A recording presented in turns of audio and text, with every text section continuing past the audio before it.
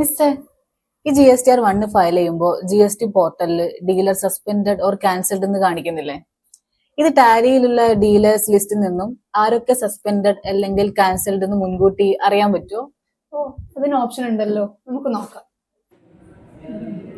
Tally prime 5.0 above ഉള്ള എല്ലാ റിലീസേഴ്സിലും GSTR 1 file ചെയ്യുന്നതിന് മുന്നേ ഡീലർമാരുടെ കറണ്ട് GST സ്റ്റാറ്റസ് അറിയുവാൻ Alt-G ഗോ ടു മെനുവിൽ GSTR 1 റിപ്പോർട്ട് എടുത്തതിന് ശേഷം right button panel F6 validate party GST click ചെയ്താൽ അവിടെ നമുക്ക് ഡീലർമാരുടെ ഡീറ്റെയിൽസ് ഒക്കെ കാണാൻ സാധിക്കും.